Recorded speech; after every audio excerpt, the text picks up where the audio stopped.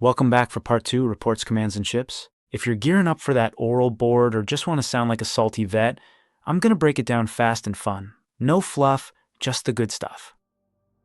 Starting with OPREP. That's your operational report, the big kahuna for nuclear mishaps. If something's gone sideways with a nuke that could kick off World War III, this message blasts straight to the national command authorities. Think president and top brass. Highest precedence, no delays. Back in my day, we joke it's like yelling incoming. But for the end of the world, don't mess it up. Then there's MOVEREP, your movement report. This keeps tabs on where every ship's at, their tracks, and where they're heading. From your CO all the way up to the NCA, it's how we track the fleet for emergencies or ops. Picture it like a massive game of Battleship. But we're not guessing. We're knowing. Movement report centers and offices handle the logistics, tracking every swing. LOGREQ's next lexical requirements. You send this baby 48 hours before pulling into port, listing what you need: fuel, chow, parts. It's like ordering takeout for a destroyer. Make sure the port's ready.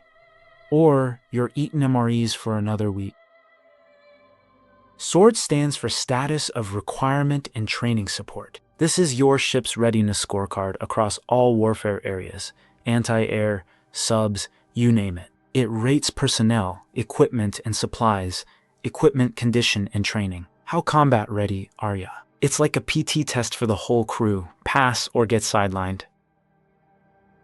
SITREP, Situation Report, covers the rest. Not nuke-level drama, but serious stuff like bomb hoaxes, crew assaults, harassment, or suicides. Send it when ordered or when it feels right to keep commanders looped. Report early, fix fast. Shifting gears to ROC and POE. Required operational capabilities is what gear and assets you gotta have for the mission. Projected operational environment is forecasting future threats and needs. Navy uses them to allocate ships and stuff, like planning a road trip but with carriers instead of cars. Smart planning keeps us one step ahead. Now the heavy hitters, Unified Combatant Commands, COCOMs. 9 major ones handling global ops, with 2 new commands including USS SpaceCom and USS CyberCom for space cyber functions. I'll keep them straightforward, like briefing a squad. Covers Asia-Pacific security and stability. Teams include Pacific Fleet, Air Force, Army, Marines. They're all about deterrence and winning if it hits the fan. Like guarding the biggest ocean playground. EUROCOM in Germany, Europe Ops and Partnerships. Got Europe Army, Air Forces, Naval Forces, Marines, Special Ops. Defend forward, build alliances. Think NATO on steroids. South America focus. Southern Army, Air Forces, Naval Forces, Marines, Special Ops. Promote cooperation for our goals. Keeping the backyard stable. CENTCOM in Tampa, Florida, Middle East Command, Central Army Forces, Naval Forces, Marine Forces, Air Forces, Special Ops. Crisis Response, Deterrence, the go-to for desert dust-ups. Homeland Defense. Includes National Capital HQ, Standing HQ, Alaska Task Force, Civil Support Task Force, North Task Force, Fleet Forces Command, North Army, and North Air Force. Protecting the home front. No threats slipping through. SOCOM, also in Tampa, Florida, Special Ops Hub. Army Special Ops, Naval Special Warfare, Air Force Special Ops, Marine Special Ops, Joint Special Ops University. Elite Forces versus Terrorists, the Quiet Professionals Clubhouse. CRANSCOM in Illinois, Global Movers. Air Mobility Command, Military Sealift Command, Surface Deployment Command. Get in troops and gear anywhere fast. There's a reason we can get a Burger King anywhere in less than 24 hours. Strategic Deterrence. Strategic Army Forces, Fleet Forces Command, Strategic Marine Forces, and Space Command. Nuke space, cyber, keeping the big sticks ready. AFRICOM in Germany. Africa Engagement. Africa Army leading the charge. Building security partnerships. Fleet time. Numbered fleets are your ocean operators. Here's the lineup. Second Fleet rules the Atlantic, based in Norfolk, Virginia. 3rd Fleet, Eastern Pacific, San Diego, California. The boundary from 3rd to 7th is at the international dateline, except at the 10° by Alaska. 4th Fleet, Caribbean, Central and South America waters, based in Mayport, Florida. 5th Fleet, Arabian Gulf, Indian Ocean, Persian Gulf, Manama, Bahrain. 6th Fleet, Mediterranean and Black Sea, Gaeta, Italy.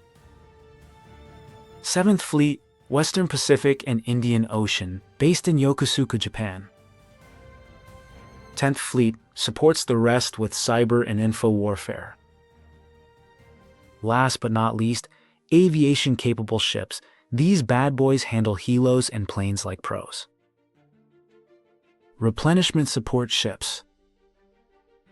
AE ammunition ships deliver missiles and boom at sea with 2 H-46 helos for vertical replenishment, 80 destroyer tenders, mobile repair for destroyers, keep in and fight and fit. AFS combat stores ships, underway resupply, food, fuel, parts, ammo for battle groups. AS submarine tenders, sub-support specialists. AO and AOE oilers, AO hauls fuel and petroleum, services both sides. AOE's the beast, adds missiles, ammo, cargo, even refrigerated stuff, plus 2 or 3 H-46 helos. Combat and escort ships. CG guided missile cruisers, anti-surface, air, and gunfire support. 30+ knots, multi-warfare, with up to 2 SH-60R helo. DD and DDG destroyers, multi-mission, fast and agile, anti-sub to air defense, housing 2 SH-60R. FFG guided missile frigates. Escort and patrol, slower but tough, with 2 SH-60B helos. Carriers, the heavy hitters. CV and CVN carriers launch and recover aircraft fast before the enemy determines their location, the heart of any task force. Amphibious assault. LCC amphibious command ships, the command center for all amphib ops and top-tier comms. Only 2 have been built. LHA amphibious assault ships deploy Marines via Helos craft vehicles - all-in-one assault package. They can house up to 20-25 helicopters depending on the mission, even containing fixed-wing craft. The hangar can store roughly 20 aircraft, with the flight deck supporting simultaneous operations for 6 to 9 helicopters. LHD amphibious warfare ships, like LHA but switchable to anti-sub with Harrier fighters, holds less aircraft than LHA but can hold more amphibious vehicles. Choose LHD when you need the most balanced ship that can launch a full 1900 Marine MEU by air, and keep a large well deck with 3 LCACs for heavy equipment. LPD amphibious transport docks combines features of LSD with LPH. Can hold up to 8 helos. Choose LPD when you need a stealthy, highly survivable troop and vehicle transporter that can put 800 Marines plus tanks and trucks ashore while still flying off helicopters. LPH amphibious assault ships. Using helos, this ship launch a beach assault, landing 1,800 Marines with their equipment. LPHs are also capable of assisting in ASW. Specialty ships. LSD dock landing ships launch amphib craft, helo refuel, and repair to small crafts. To launch LCAT craft, the LSD floods the well. These crafts can hold Abram tanks, Humvees, supplies, and more. The LSD doesn't have a hangar but is capable of holding 2 helos. MCS Mine Countermeasures Support Ship, not a official designation. 2 separate ships were converted into a MCS. USS Incheon MCS converted from a 1970s Iwo Jima class LPH, with a huge flight deck for 10-12 MH-63Es, essentially a dedicated helo mothership, optimized for airborne minesweeping. In 2012, the USS Ponce was converted from a PD for 5 years. Only holding 4 or 5 helos, its specialty was unmanned underwater vehicles, focusing more on special warfare. There you have it, folks. Navy basics. Reports keep us connected.